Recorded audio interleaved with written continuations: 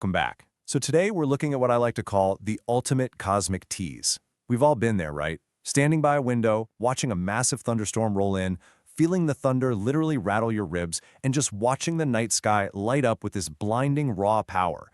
It's awe-inspiring, it's absolutely majestic, and honestly, it's incredibly frustrating because all of that power, all of that immense energy is just raining down from the sky, and it is entirely inaccessible to us. So in today's explainer, we're going to break down the exact science and the gritty engineering realities behind this massive, completely untamed energy source. Okay, let's just dive right into this. I mean, it's a totally universally relatable question. Why can't we just plug our homes directly into a thunderstorm? We live in an era where we are practically begging for abundant, free, clean energy. And right above our heads, nature is quite literally throwing electricity at us.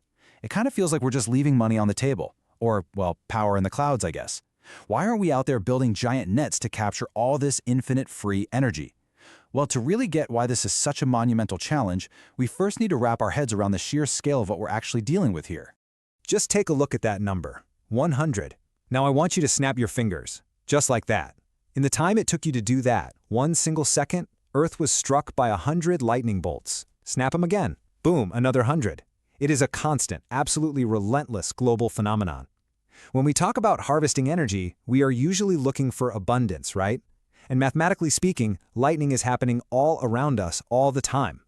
But it's not just the frequency that's crazy, it's the sheer density of the energy involved. Every single individual bolt contains millions and sometimes literally billions of joules of energy. To put that into perspective for a second, a single billion-joule strike theoretically contains enough raw energy to run an average home for weeks, or even power multiple homes all at the same time. On paper, it sounds like the absolute perfect solution to all our energy needs. But, as we're about to see, raw numbers on a page just do not always translate cleanly to our physical power grid. So let's move into Section 1, Anatomy of a Strike. What exactly is lightning anyway? Fundamentally, lightning is just a massive electrical discharge. It happens between clouds or between a cloud and the ground, basically as a way for the atmosphere to violently and rapidly balance out electrical charges. But the extreme nature of that discharge is what's truly staggering. A single lightning bolt reaches temperatures of around 30,000 degrees Celsius. Guys, that is roughly 5 times hotter than the surface of our actual sun. In just a fraction of a second, the air right around the bolt is superheated to unimaginable extremes. And actually, that explosive expansion of the superheated air, that's exactly what causes the thunder you hear. We're talking about an event so energetic, it's essentially mimicking the conditions of a star, right here in our atmosphere. Which brings us to Section 2, the storage problem, and why our capture plans basically fail. And here is the great narrative rug pull. The very things that make lightning so awe-inspiring are exactly why our plans to capture it just fall apart. It really comes down to a few undeniable physics realities. First up, the duration. A lightning strike lasts for a tiny fraction of a second. It's a microsecond level event. Second, the voltage is just unbelievably high. We're talking hundreds of millions of volts. Third, it's completely unpredictable. You literally never know exactly when or where it's going to strike, which means you definitely can't rely on it to, say, keep the lights on in a hospital. And finally, the big hardware issue. Our current batteries and electrical systems are just not designed to absorb a sudden, massive burst of energy like that. Think of it like trying to fill a delicate little crystal water glass with a high-pressure fire hose. You are not going to capture the water. You're just going to shatter the glass into a million pieces. If we hooked a standard battery up to a lightning bolt, it wouldn't charge, it would instantly fry or just violently explode. All right, moving to Section 3, human attempts at taming. Have we actually tried catching lightning?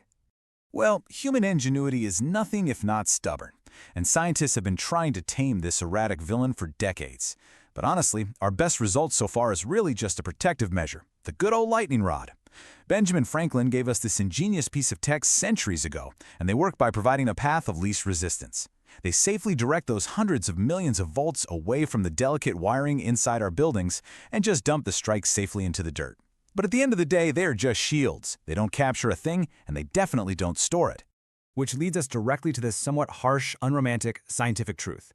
Capturing lightning for practical power generation is just not economically or technically viable right now. Think about it. The infrastructure you'd require to even attempt to catch a totally random, superheated, split-second, billion-joule blast without the whole facility instantly vaporizing would cost astronomically more than the value of the energy you'd ever get out of it. It is just a terrible return on investment. So let's look at Section 4, the reliable alternatives, the steady energy sources. Since we clearly can't use the dramatic, explosive power of the thunderstorm, we have to rely on the steady, boring workers of the energy world to build our modern grid. If you contrast the uncooperative nature of lightning over here with our current renewable heroes, solar, wind, and hydropower, the difference is night and day. Lightning gives you a massive, immediate burst, sure, but with absolutely zero reliability. Like, you can't just schedule a thunderstorm for when everyone turns on their AC at 5 p.m. But look at solar, wind, and hydro. They might seem a little boring compared to a 30,000-degree bolt of plasma, but they offer a steady flow. They have super high reliability, and crucially, the technology to actually capture and store their energy is cost-effective. In the real-world battle of energy generation, slow and steady really does win the race every single time. But, I really don't want to close the door on this entirely. Future tech is always evolving. New energy technologies are being developed literally every single day. For instance, we're seeing some incredible advancements in things like supercapacitors. These are devices that, unlike your traditional batteries, are actually designed to charge and discharge incredibly rapidly. If we ever do figure out how to realistically capture lightning, it'll probably be because material science advanced to the point where we could create an electrical sponge tough enough to instantly absorb a star-level blast of heat and energy. We definitely aren't there yet, but hey, the horizon is always moving. So this whole fascinating dilemma is summarized perfectly by this quote from our sources.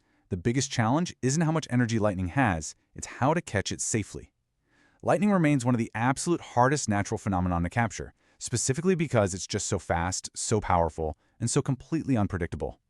It is a fantastic reminder that raw power is literally useless without control. So the next time you see a thunderstorm rolling in, by all means, look up and marvel at those billions of joules lighting up the sky. But ask yourself, as our materials and our batteries keep evolving, will there ever be a day when we finally build a net strong enough to catch the storm? Thank you so much for hanging out with me for this explainer. I really hope this sparked some curiosity for you, and I'll see you next time.